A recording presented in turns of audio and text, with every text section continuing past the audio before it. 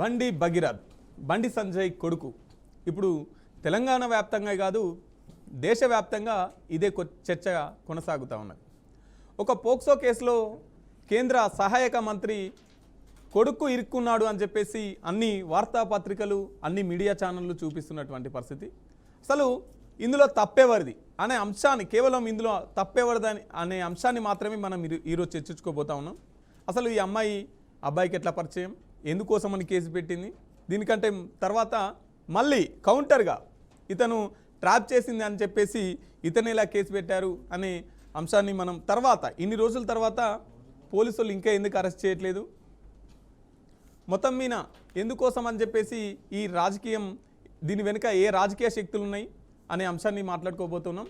రాజకీయాలు మురికి కూపంగా మారాయి, వాటిని మనం బాగు చేయలేం, వాటికి దూరంగా ఉంటేనే బెటర్. తరచూ మనం సొసైటీలో ఈ మాటలు వింటూ ఉంటాం. ఇవి ఇందుకు సజీవ సాక్ష్యంగా నిలుస్తుంది బండి సంజయ్ కుమారుడు బండి భగీరథ్ ఉదంతం. కనీసం వాస్తవాలు తెలుసుకోకుండానే బురద జల్లేస్తున్నారు. పరిస్థితులు ఈ కేసులో తెరపైకి వస్తున్నాయి. అసలు ఆ అమ్మాయి ఎవరు, భగీరథ్తో సన్నిహితంగా ఉంటే తప్పు చేసినట్లేనా, ఫ్రెండ్లీగా కూడా ఉండొచ్చు కదా, గతంలో ఎన్నడూ లేని విధంగా ఆరోపణలు ఇప్పుడే ఎందుకు తెరమీనికి వస్తున్నాయి, బండి సంజయ్ కేంద్ర మంత్రిగా ఉండడం, ఆయన కుమారుడు భగీరథ్ కావడమే ఈ పరిస్థితులకు కారణమా, బండి సంజయ్ను రాజకీయంగా ఇబ్బంది పెట్టేందుకు ప్రత్యర్థులు పన్నిన కుట్రలో భగీరథ్ చిక్కుకుపోయాడా, ఇదే ఇవాల్టి మన చర్చా వేదిక. ఒకవైపు అరెస్ట్ చేయాలి బండి సంజయ్ కుమారుడైతే ఏ విధంగా వదిలిపెడతారని ఒకవైపు చర్చ, ఇంకోవైపు రాజకీయ కుట్ర అని ఇంకోవైపు చర్చ. మనతో పాటు ఈ చర్చలో పాల్గొంటున్నారు ఆర్మూర్ ఎమ్మెల్యే పైడి రాకేష్ రెడ్డి గారు, అలాగే శేఖర్ భాష గారు. సార్ నమస్తే అండి.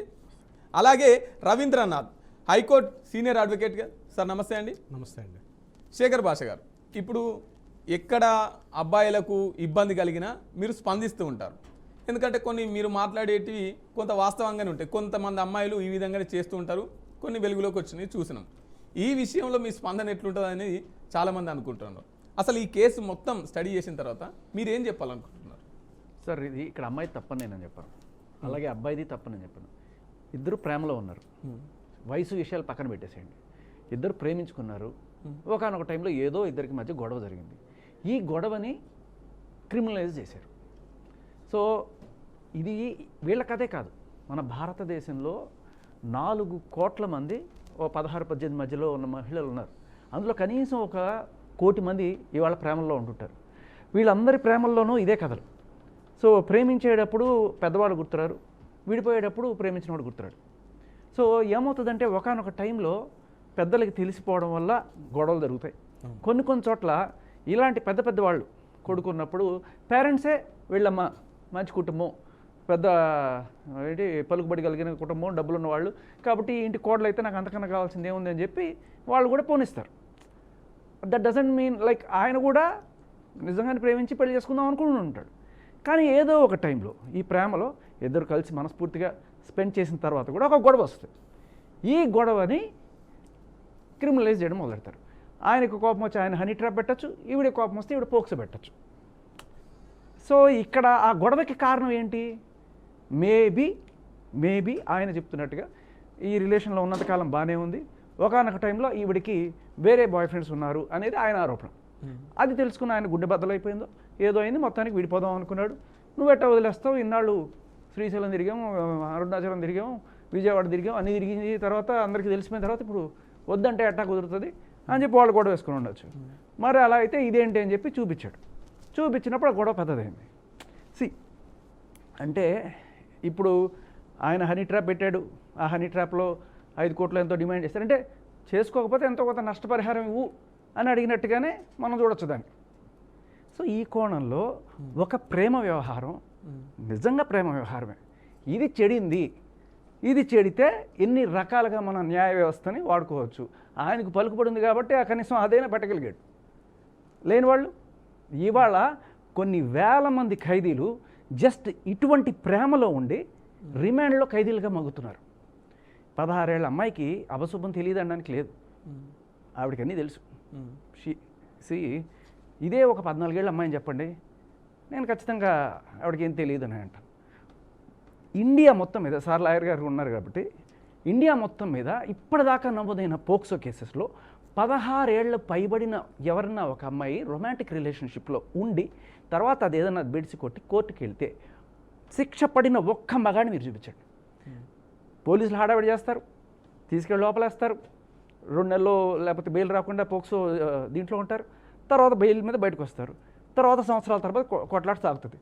బట్ ఒక్క కేసులో కూడా ఇప్పటికీ ఒక్క అబ్బాయికి శిక్ష పడదు. అందరూ ఇది తర్వాత రొమాంటిక్ రిలేషన్ ప్రూవ్ అవ్వడము, ఆ అమ్మాయి వచ్చి సాక్ష్యం చెప్పడం కావచ్చు, లేకపోతే ఆ సాక్ష్యాలన్నీ కూడా ఇది బయటపడడం కావచ్చు జరుగుతుంది. మీరు చెప్పండి సార్, ఒక్క అబ్బాయికి శిక్ష పడింది నేను అడుగుతున్నాను. రైట్. రవీంద్రనాథ్ గారు, అసలు ఈ చట్టాలు ఏం చెప్తున్నాయి? బండి సంజయ్ కుమారుడు భగీరథ్ పెట్టిన కేసు ఏం చెప్తుంది? తర్వాత ఈ బండి సంజయ్ కుమారుడి పైన అయినటువంటి కేసు పోక్సో కేసు యాక్ట్ ఏం చెప్తుంది? ముందుగా ఈ యొక్క కేసు వివరాలు మనం లోపలికి వెళ్ళగలిగితే బిఎన్ఎస్ 7475 ముందుగా దీని మీద పెట్టడం జరిగింది ఆయన మీద. తర్వాత ఈ అమ్మాయి ఎప్పుడైతే మైనర్ అని ఆమె ఇచ్చినటువంటి ఆధారాల మేరకు ఎప్పుడైతే కన్ఫర్మ్ చేశారో సెక్షన్ 11 అనేది ఇంపోజ్ చేశారు. పోక్సోలో రకరకాల సెక్షన్స్ ఉంటాయి, అందులో సెక్షన్ 11ని ఇంపోజ్ చేయడం జరిగింది. తర్వాత ఎప్పుడైతే సిట్ అధికారులు రావడం, కూకట్పల్లి డిఎస్పీ గారిని దీని మీద విచారణ చేసిన తర్వాత ఆవిడ మరలా ప్రత్యేకంగా పేట్ బషీరాబాద్ పోలీస్ స్టేషన్కి వెళ్ళి అదేవిధంగా అమ్మాయితో ఒక 2 గంటల పాటు విచారణ చేసిన తర్వాత షాక్ ఉన్నటువంటి ఇన్ఫర్మేషన్ ఏదైనా ఉందంటే అది section 5 sub class I read with the 6.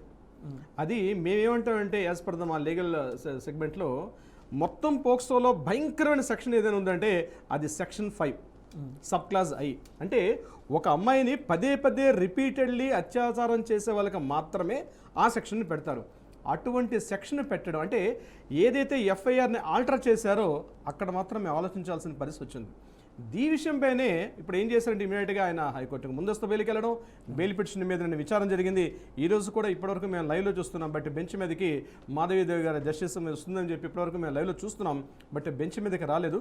Maybe మన సెషన్ అవుతుండగా వస్తుందేమో, మన సెషన్ అయిపోయిన తర్వాత. సార్ నేను ఒక క్వశ్చన్ అడగాలి. మీరు రిపీటెడ్గా అత్యాచారం అనే మాట వాడారు ఇక్కడ.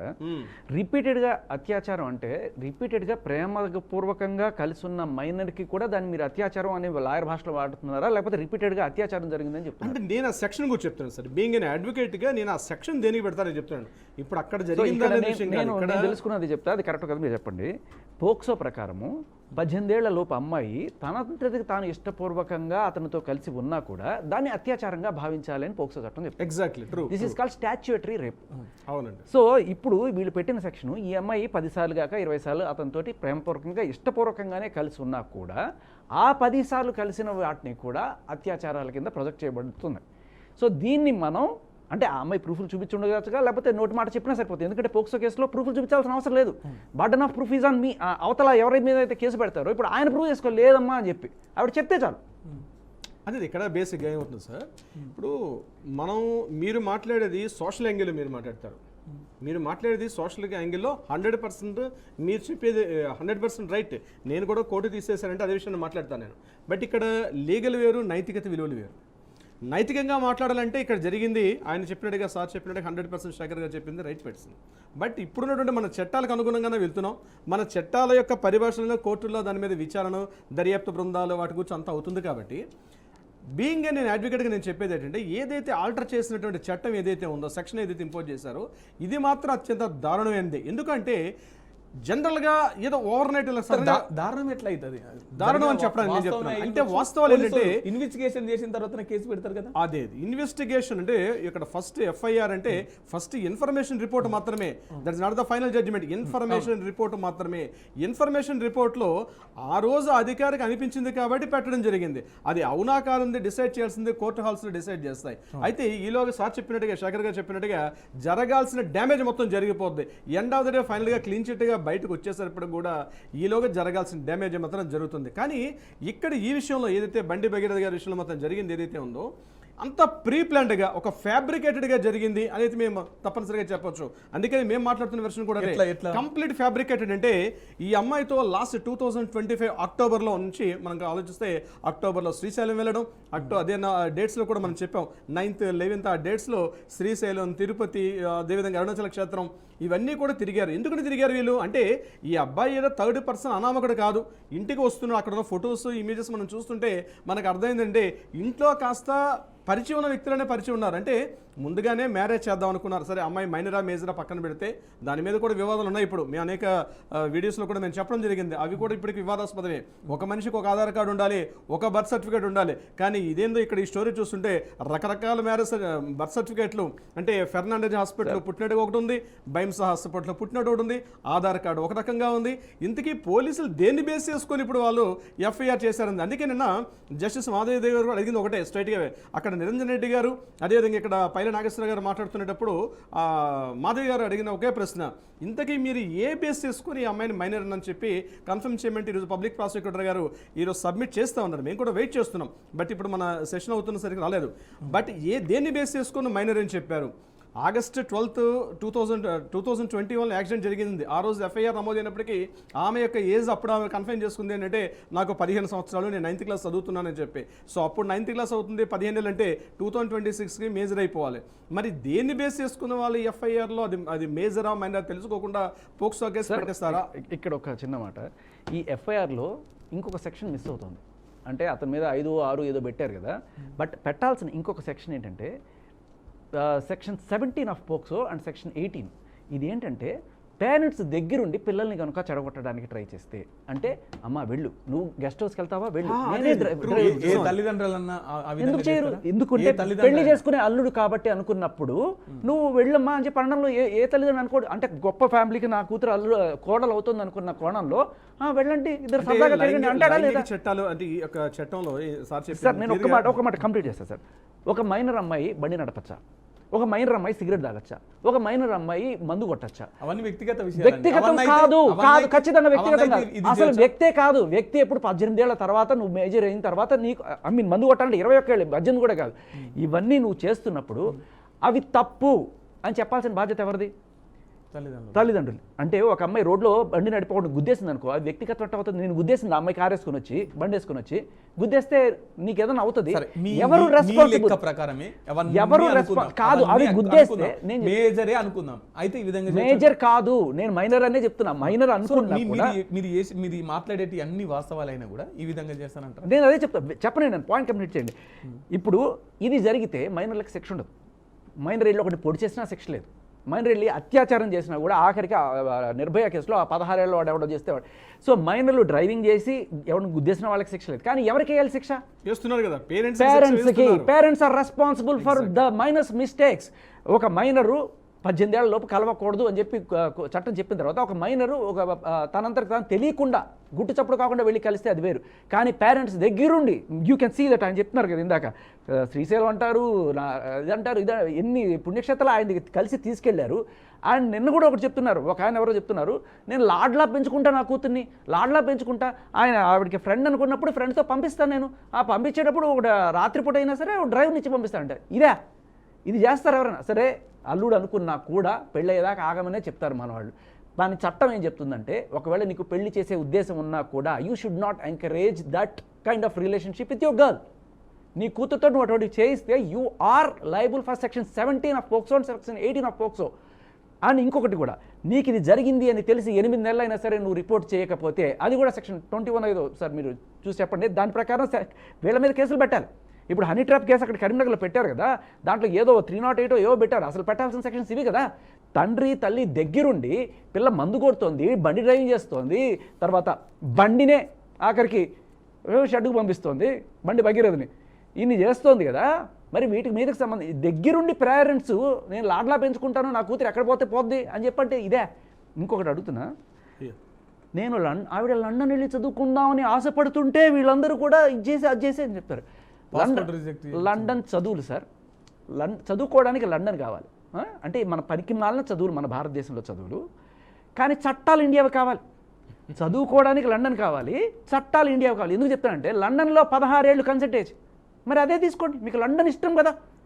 లండన్లో ఏజ్ 16 దాటిన తర్వాత అమ్మాయి తనంతటికి తానుగా శృంగారానికి మీరు అంగీకారం మిగతా తెలపచ్చు. విషయాలన్నిటికీ నాట్ జస్ట్ ఈ లండన్, విషయాన్ని ముడిపెడుతున్నారు. అమెరికా, చైనా, ప్రపంచంలో ఏ దేశానికైనా వెళ్ళండి, ఎక్కడ లేని దిక్కుమాల చట్టం మన దేశంలో తీసుకొచ్చారు. విషయానికి ముడి పెడుతున్నారు. ముడి పెట్టట్లేదు సార్.